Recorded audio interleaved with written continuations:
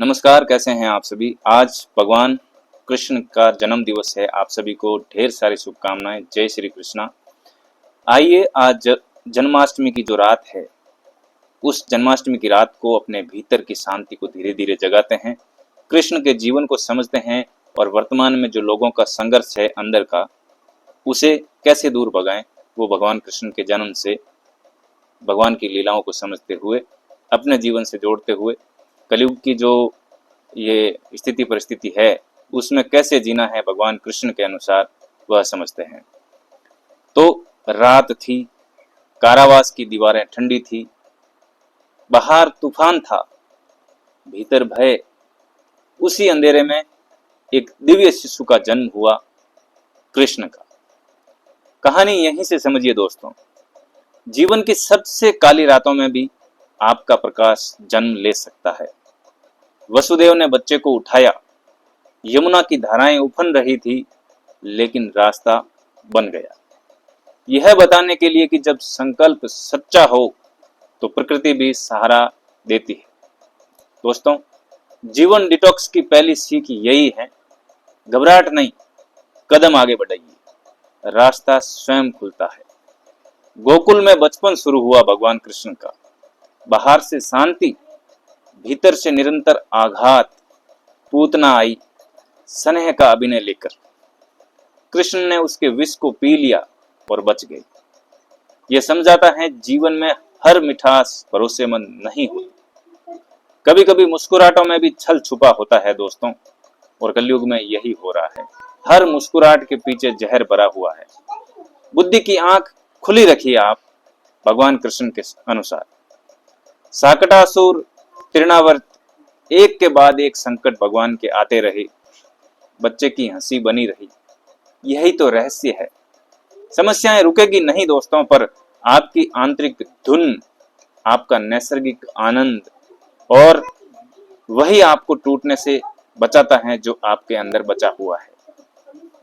कालिया नाग ने यमुना को विषाक्त कर दिया था, कृष्ण ने उसके फण पर नृत्य किया और जल को निर्मल कर दिया। दोस्तों, ये दृश्य सिर्फ चमत्कार नहीं, एक सीधा सीधा संदेश है हमारे लिए कि जब मन का जल जहरीला हो जाए, द्वेष, तुलना, ईर्ष्या से, तो उस विष पर आप नृत्य करना सीख जाइए भगवान कृष्ण के अनुसार।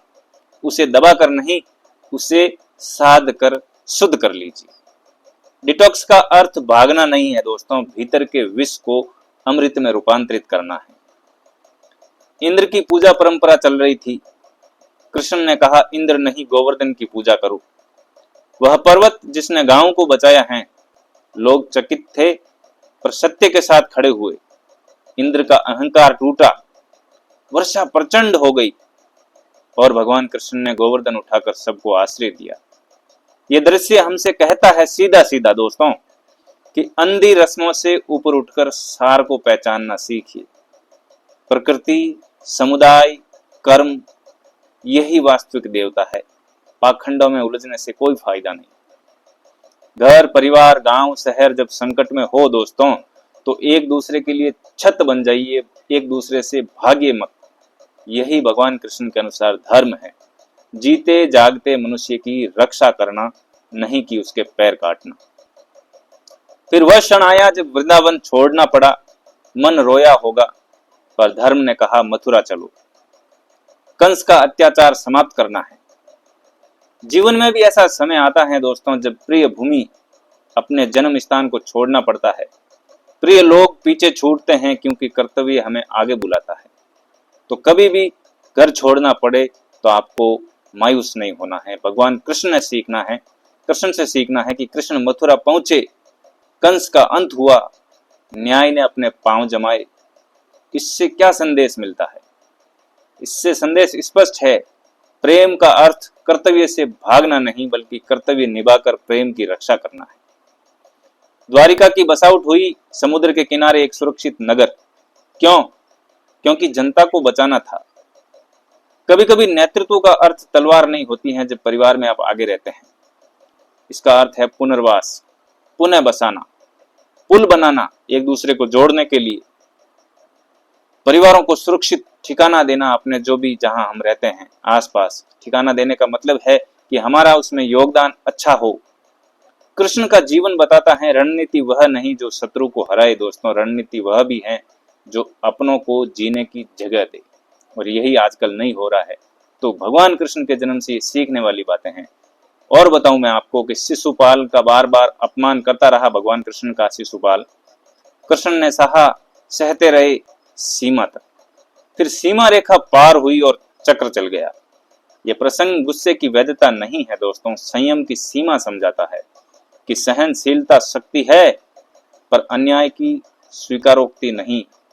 अपने जीवन में भी मर्यादा आप तय कीजिए, जहां तक संभव हो संवाद से काम चलाओ, जहां आवश्यक हो वहां निर्णायक भूमिका भी निभाओ, जहां सीमा क्रॉस हो रही हो। रुक्मणी ने मन से कृष्ण को चुना था, बाधाएं बहुत थी, कृष्ण भगवान ने उसे सम्मान दिया, भय से नहीं प्रेम से विवाह किया। ये सिखाता है जो संबंध सत्य और परस्पर सम्मान पर टिके हो, चाहे पति पत्नी के हो चाहे किसी और के, उन्हें साहस स्वीकार कीजिए, साहस के साथ समाज की शोरगुल से ऊपर हृदय की शांति चुनिए। लोग आपके जीवन को तहस नहस करने के लिए आएंगे, लेकिन प्रेम भगवान कृष्ण सा होना चाहिए। सुदामा आया, पुराना मित्र, फटे वस्त्र झिझकता हुआ। कृष्ण ने दौड़कर गले लगाया। मित्रता का अर्थ बराबरी का वस्त्र नहीं है, बराबरी का सम्मान है। यदि आपके जीवन में कोई सुदामा है या आप खुद सुदामा हैं, तो भगवान कृष्ण सुदामा की दोस्ती है। किसी का हाथ थाम लीजिए, और यदि आप स्वयं सुदामा हैं तो लाज छोड़ दीजिए, सच्चे दरवाजे पर बेल बजाइए। संबंध भी डिटॉक्स चाहते हैं, स्वार्थ से मुक्त और यादों से सिंचित। अब महाभारत के द्वार खुलते हैं। जुए के खेल में अपमान हुआ, कृष्ण वहां नहीं थे। और यह भी एक सीख है कि हर संकट में हमारा बाहरी भगवान उपस्थित नहीं होगा, लेकिन भीतर की चेतना, कृष्ण का जो तत्व है, जो ज्ञान है, वो हमेशा उपलब्ध है। कि निराशा के किनारे पर खड़े होकर भी पुकारना मत छोड़िए, सहायता का मार्ग वहीं से फूटता है, इसलिए कभी निराश नहीं होना चाहिए। शांति दूत बनकर कृष्ण हस्तिनापुर पहुंचे।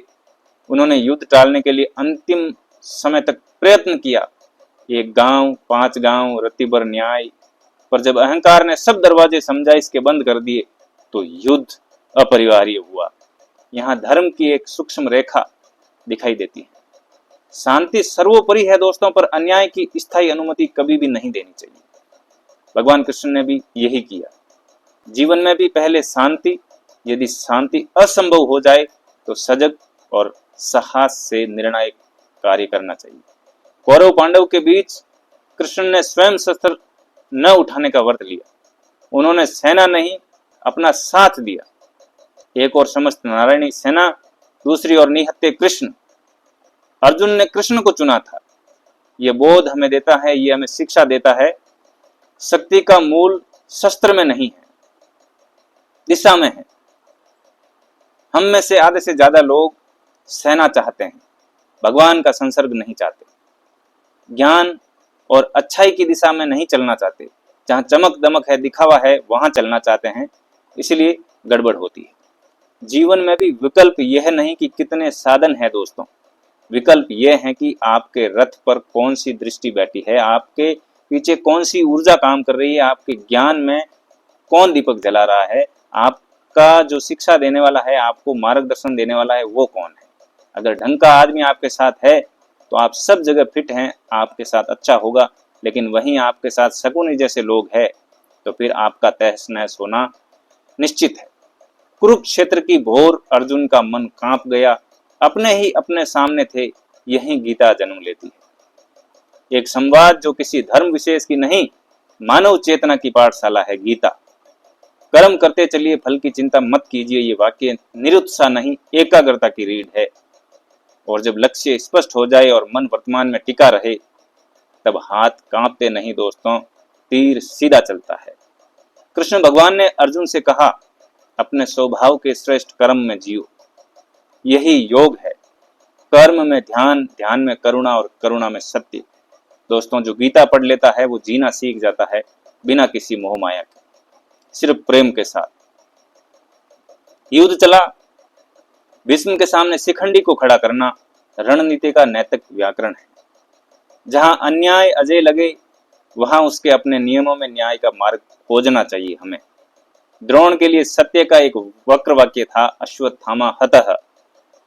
यह हमें असहज करता है, पर महाभारत इसी असहजता का नाम है दोस्तों, कि जब युद्ध आपको नैतिक जटिलताओं में खड़ा कर देता है, चाहे वो परिवार में हो, चाहे समाज में हो, चाहे आप जहां कहीं भी है वहां पर, तब आप कम से कम अन्याय के रास्ते को चुनते हैं और बाद में प्रायश्चित के जल से आत्मा को धोते हैं।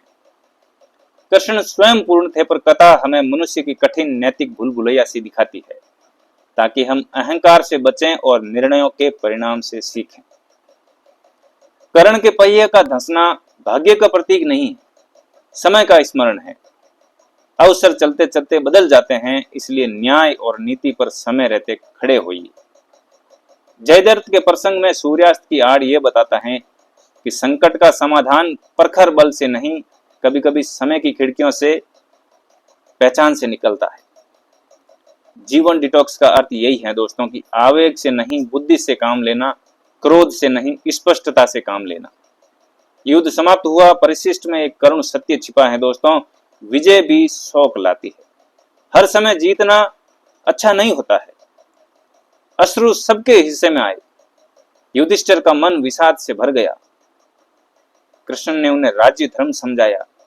कभी कभी सही काम भी हृदय पर भार छोड़ जाता है दोस्तों, तो कभी कभी ऐसी स्थिति बन जाए तो घबराना नहीं चाहिए। और विशेष तौर से तब जब राज सिंहासन से पहले अंतरात्मा की कुरुक्षेत्र साफ करनी होती है। सेवा का भाव जब परिवार में पनप जाए, समाज में पनप जाए और गांव देश के लिए पनप जाए, तब करुणा से आपकी जिंदगी में भी जीते जी ऐसी चीजें आएगी, मुकदमे, कारोबार, रिश्ते, पर हर जीत के बाद अपने भीतर की शांति की सफाई कीजिए, ताकि अहंकार चोरी छिपे घर न बना ले। समय बीता, यदुवंश में भी अहंकार की जड़ें उगी। एक श्राप, एक मध्य, एक कलह और एक महान वंश ढह गया। यह कथा त्रासदी नहीं, चेतावनी है दोस्तों। बाहरी शत्रु से पहले हमारे अंतःकरण की दरारों को भरिए। घर तब टूटते हैं जब व्यंग्य, तुलना, अवमानना रोज थोड़ी थोड़ी जगह बना लेती हैं। प्रेम को रोज सींचना पड़ता है, सम्मान को रोज संभालना पड़ता है दोस्तों। अंत में कृष्ण वन में है, शरीर पर तीर लगा है, जरा नामक भील का। अब इसमें सत्यता कितनी है, आप शास्त्रों का प्रमाण लें, आप भी थोड़ा प्रयास करें। ईश्वर भी अपनी लीला क्रम में देह छोड़ते हैं, यह गहरी सीख देता है। इससे भी हमें सीख मिलती है कि अविनाशी चेतना नश्वर शरीर में एक यात्रा पूरी करती है। जब अपनों से मोह बिछुड़ता है, जब उनके जाने का समय होता है, तो हमें दुखी नहीं होना चाहिए। जो आता है, जो जाता है, जाता है लौटकर किसी और रूप में शिक्षा बनकर आता है। इसी सहजता से, इसी मुस्कुराहट के साथ जीवन को स्वीकारना, यही भगवान कृष्ण का मार्ग है। अब जो हमने सुनाई, इस संपूर्ण कथा को अपने आज पर रखकर देखिए आप। कंस आपके भीतर का भय, पूतना झूठी मिठास, कालिया मन का विष, इंद्र अहंकार, गोवर्धन समुदाय का सहारा, रुक्मणी हृदय की सच्चाई, सुदामा निर्लोभ मित्रता, द्रौपदी आत्म संवाद का अंतर्नाद, अर्जुन आपकी द्वंद्वग्रस्त बुद्धि जो सबके लगभग होती है, गीता आपके भीतर की स्पष्ट वाणी, और कृष्ण वह शांत, करुण, दक्ष चेतना जो हर पल आपके रथ पर बैठकर दिशा दिखाती है। दोस्तों, डिटॉक्स का अभ्यास भी इसी तरह धीरे धीरे होता है। सुबह उठते समय एक क्षण के लिए भीतर के कृष्ण को प्रणाम करें। आज मैं किसी के लिए गोवर्धन बनूंगा, किसी के लिए जो विष को नृत्य बनाऊंगा, किसी सुदामा को सम्मान दूंगा, अपनी अर्जुन बुद्धि को वर्तमान में टिकाऊंगा। और दोस्तों, दिन में जहां क्रोध उठे, एक सांस लें और फिर निर्णय लें। जहां अपमान मिले, मर्यादा को देखें और संवाद करें। जहां अन्याय दिखे, शांत रहें, परंतु अडिग और प्रतिरोध के साथ खड़े रहें।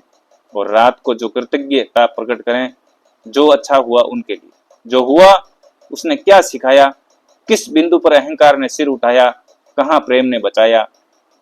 भगवान कृष्ण के जीवन से जोड़ते हुए देखेंगे तो आप देखेंगे धीरे धीरे मन हल्का होने लगेगा, रिश्ते सरल होने लगेंगे, निर्णय स्पष्ट होने लगेंगे।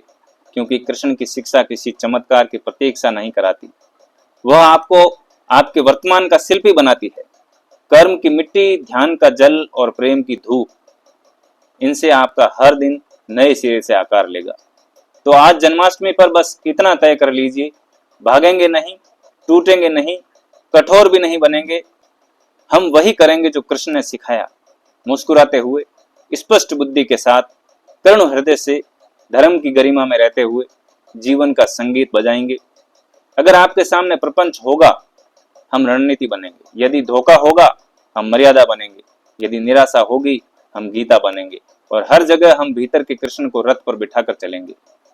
दोस्तों, यही हमारा डिटॉक्स है, यही हमारी विजय है, यही जन्माष्टमी का असली प्रकाश है। जय श्री कृष्ण, जय श्री राम, नमस्कार।